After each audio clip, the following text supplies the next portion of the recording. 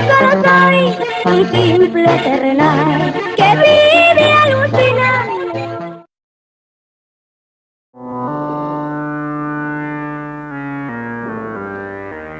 En las antípodas del cine de animales asesinos estándar, encontramos una de las adiciones más alucinantes, insólitas, increíbles e inauditas al subgénero. Estamos hablando del Sueño febril desatado, que es fase 4, de 1974, en donde la raza humana es desfasada y sometida sistemáticamente por pequeños conquistadores, es decir, diminutas hormigas maquiavélicas que se han rebelado contra el hombre y su civilización. La mente detrás de esta pequeña cinta de culto fue el legendario Saul Bass, y fue el primer y último largometraje del diseñador gráfico, artista visual, y cineasta, genio del Bronx, reconocido mundialmente por sus impresionantes secuencias de créditos en el cine, que han inaugurado algunas de las grandes películas provenientes de Estados Unidos, películas de directores como Alfred Hitchcock, Otto Preminger, Billy Wilder, Robert Ulrich, John Frankenheimer, y en sus últimos años fue empleado por Martin Scorsese y James L. Brooks. Bass destacó por recoger influencia de ciertas corrientes estéticas, como el arte déco, el constructivismo, suprematismo, expresionismo, o el Plakatstil alemán, para construir una síntesis gráfica y tipográfica del contenido de películas enteras, tanto en sus afiches como en sus secuencias de créditos iniciales.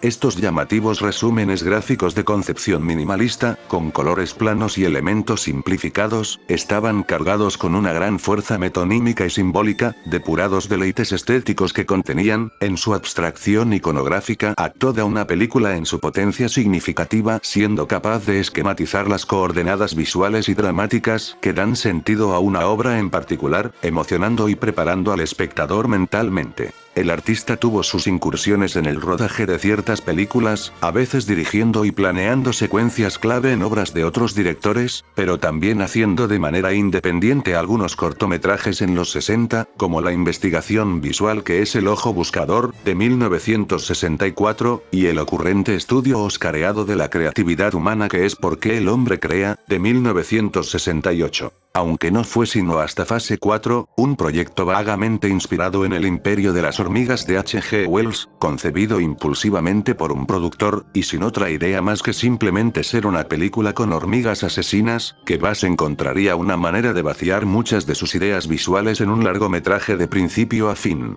En este, un evento espacial une a las variadas especies de hormigas en una sola línea de pensamiento, comunicándose para que su severa organización colonial las haga una fuerza conquistadora imparable, acabando con sus depredadores y cualquier otro organismo en el reino animal, todo esto a escondidas del ojo humano, excepto por las clavadas investigaciones del Dr. Hobbs, quien ha seguido de cerca el desarrollo de este fenómeno, y trabaja junto a su compañero Lesko en un laboratorio computarizado en Arizona, monitoreando a los insectos, que han construido sofisticadas torres misteriosas en el desierto, y grandes círculos en cultivos. Este desequilibrio biológico no tarda en poner en peligro a la raza humana, empezando por los especialistas que se reunieron con fines de investigación, junto a una chica sobreviviente, y conforme avanzan las fases de la invasión, la catástrofe mundial se vuelve más inminente y segura, garantizando el fin de nuestra avanzada civilización Homo sapiens. Si André Bazin dijo que la cámara ofrece al director todas las posibilidades del microscopio y del telescopio, aquí Saul Bass se tomó esto demasiado literal, e hizo un filme que va desde el infinito y vasto espacio exterior oscuro, hasta los minúsculos primeros planos de insectos, desde lo microentomológico hasta lo macrocósmico. Esta unión de diferentes dimensiones viene de la sensacional microfotografía de Ken Midleham, contratado para este proyecto por su trabajo con los insectos en Los herederos de la Tierra, de 1971,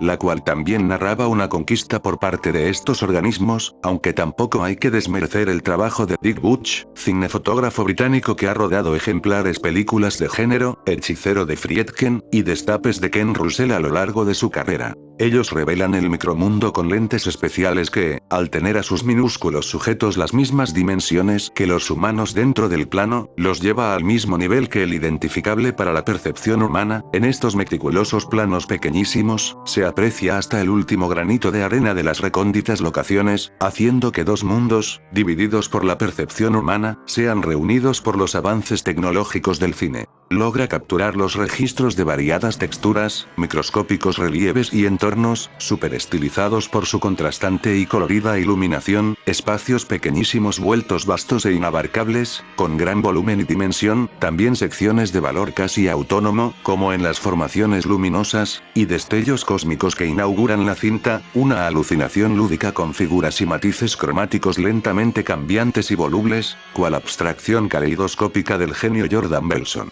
Nos lleva a un nuevo estado sensorial poco visto en el cine comercial, cual desquiciada película experimental que desecha su relato y material dramático, teniendo como preocupación únicamente estimulaciones ópticas y sonoras, señales de una desconfianza de base en la representación realista, a favor de la estilización expresiva engullidora. El filme es un elaborado mecanismo que oscila entre lo libre y lo moderadamente controlado, la cámara tiene una participación muy activa al explorar los entornos, navegando a través de ellos con ominosidad abrumadora, al son de inquietante música vibrante, explorando la idea macabra que tiene como tema central, la lenta y dolorosa introducción de lo inhumano, animal, microtenebroso, a nuestro mundo reconocible, que da paso a una distopía calamitosa, a la deformación de lo humano, que es donde se justifica esa estilización antinatural tan trabajada y artificiosa. Mucho se ha dicho de Fase 4 y sus sensibilidades pictóricas y plásticas, de su manera de estilizar lo que alternativamente sería un argumento convencional de terror ecológico con hormigas asesinas, uno que eventualmente se realizaría por Berta y Gordon en El Imperio de las Hormigas, pero cuya aptitud visual consigue una belleza etérea y rebosante de onirismo que materializa aquella naturaleza oculta y evasiva para el ser humano, con sus miedos de control y dominación absoluta, el destino final de nuestra especie en el final posthumanista de la película. Ignorando su esquelética trama pretexto, Fase 4 funciona bajo una lógica metafórica y simbólica, territorio peligroso en el cine, que fácilmente puede caer en lo presuntuoso, pero alguien tan conceptual como Bass no podía hacer otra cosa que no fuese un rechazo al naturalismo con su representación fiel de la realidad, a la lógica y la razón, a favor de la abstracción poética y sobreestilización sin límites, que favorece al impacto lírico, antes que la razón y el avance argumental de su historia, incluso anticipando a la experimentación lisérgica alucinante de Wax, de 1991, con su fragmentación, su ecléctica pluralidad de materiales, e irreales manipulaciones audiovisuales y de la imagen está más cerca de ser una sucesora de Fase 4, que aquella cosa hueca y pueril que hizo Panos Cosmatos al imitarla.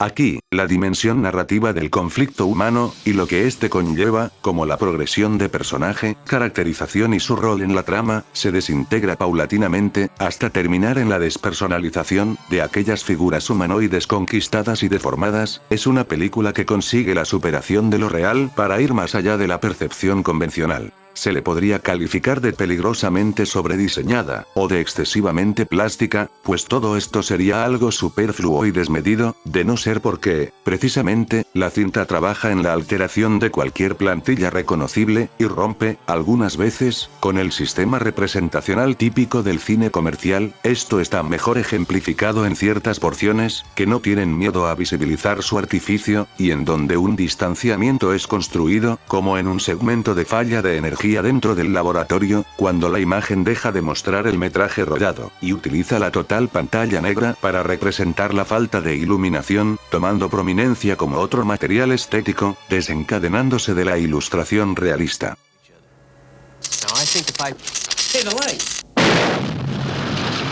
They've got into the generator. Don't move. The backup unit cuts in automatically.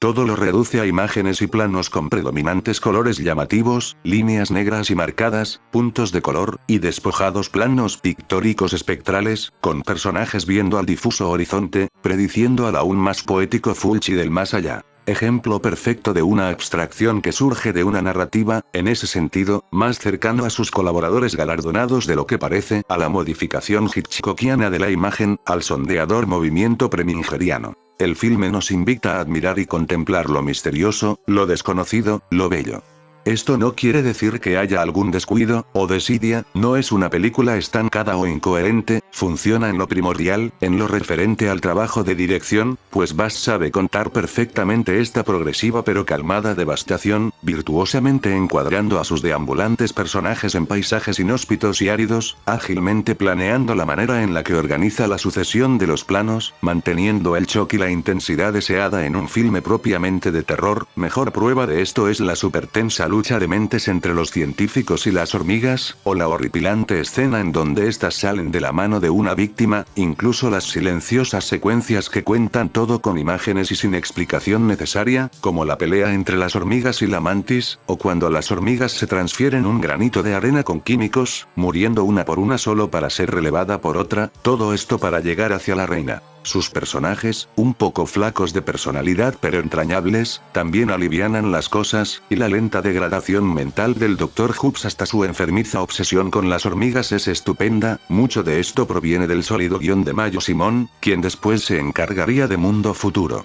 El asunto está en que Bass casa a sus tendencias estilísticas con sus necesidades narrativas y los efectos que busca, pero, como veremos, no se decanta por lo convencional meramente. Ahí no muere la cosa. A pesar de que no entiendo de arte, en fase 4 uno nota la influencia de las diferentes técnicas, estilos, movimientos y estéticas del arte vanguardista a través de su historia, que fueron del agrado y estimularon las actitudes creativas del director, aquellos movimientos de finales del siglo XIX e inicios del siglo XX, donde se distorsionaba la realidad, y se contradecían ciertos aforismos. Por medio de los efectos especiales, Bass pudo capturar esa deformación del mundo conocido que puede, al menos potencialmente, conseguir el cine de género fantástico, en algunos de sus mejores exponentes, y en especial la ciencia ficción basada en efectos especiales y relatos alejados de cualquier realidad reconocible, pero que se desprende de ella. Los guiños artísticos sobran, se percibe lo absurdo antirracionalista, y las adiciones fantásticas al mundo real que caracterizaban al surrealismo, apreciado aquí en los alucinógenos paisajes dalineanos, y las hormigas que salen de la palma de la mano de un hombre, que implementó el artista junto a Buñuel en Un perro andaluz, y con explosivas imágenes de ensueño apabullantes, impulsadas por la imaginería del género fantástico al que se inscribe con devoción la cinta.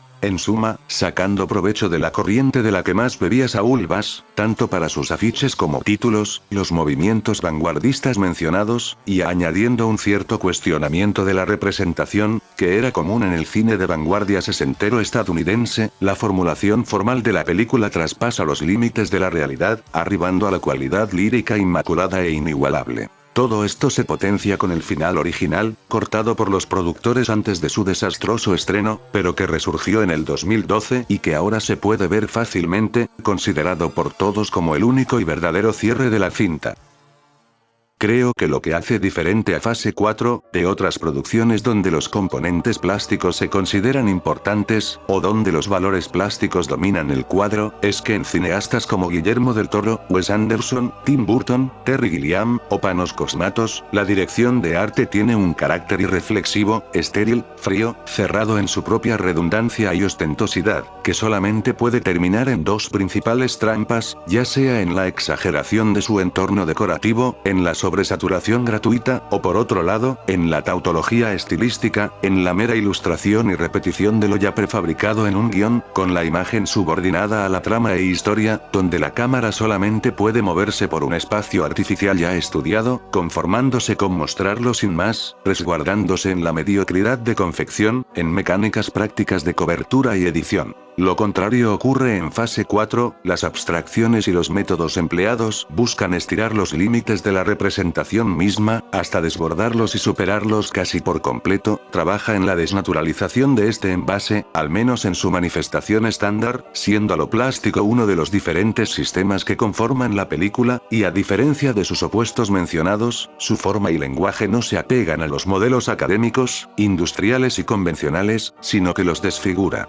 Divaguemos para poner un ejemplo, pues cuando Bass usa el surrealismo y el onirismo aquí, o cuando alguien como Richard Fleischer, por ejemplo, hace un filme del viejo oeste basándose en las abstracciones pictóricas del pintor Mondrian, para que rijan la composición visual y cromática de Duelo en el barro, como lo confesó el mismo realizador, no lo hace precisamente para apoyar la trama, sino para dar paso a la expansión de la estética por el estilo empleado, que se enfrenta al modelo del cine del oeste, así se abre paso a la verdadera experimentación, a la indagación de lo formalmente y composicionalmente posible. Es decir, no se conforma con poner colores y figuras geométricas semejantes a las de las pinturas, aunque eso sí está presente y es relevante también, pero de manera más sustancial, busca el equilibrio dinámico composicional de las pinturas en las que se inspira, una manera de acomodar elementos en el cuadro, muy en sintonía con las nociones de puesta en escena que Fleischer estaba desarrollando en ese punto de su carrera. Todo esto que digo, en otras películas menores, solo estaría para apoyar un tema sencillo o un elemento simple de la narrativa, clausurando su potencial, repitiendo el mismo punto, el mismo discurso preconcebido, de manera inmediata y obviada, pero vacua. Esa es la mayor discordancia y la brecha entre aquellos cineastas que se comprometen con sus inspiraciones artísticas, y otros que apenas alcanzan a usarlas como decoraciones, siendo fase 4 todo menos una mona vestida de seda. En su obsesión por las superficies, por las texturas, y al dejar que la cámara se desplace por ellas, como una indagación visual, pone a Bass más cerca de alguien como Kubrick, o de Darío Argento, que de los ilustradores anteriormente mencionados. De hecho, las comparaciones con 2001 Odisea del espacio, de manera acertada, abundan en las reseñas del filme, todo esto conseguido precisamente por deshacerse de lo que los otros priorizan, personajes, trama. Este vaciamiento de contenido superficial, da espacio a la contemplación de sensaciones y su sublimación, asentándose en un trance etéreo totalizante. No se maximiza lo estándar, sino que se le supera. Fase 4 ha sido una anomalía en el cine de serie B, o de animales asesinos, del sci-fi deschavetado, y como muchas películas de culto, parece haber preparado el terreno para una descendencia que nunca llegó, para un tipo de cine que fue bloqueado por el blockbuster y los requisitos formulaicos del cine dominante normativo, pero que de igual modo, ahora es posible contemplar y dejarse fascinar por su audacia y convicción artística. Así como el legado de Saul Bass, el encantamiento que muchos sentimos por fase 4 no desaparecerá.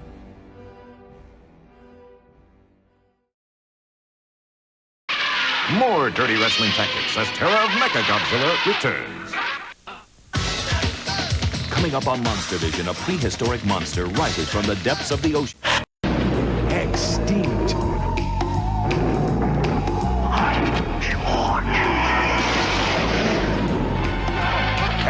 Extraterrestrial.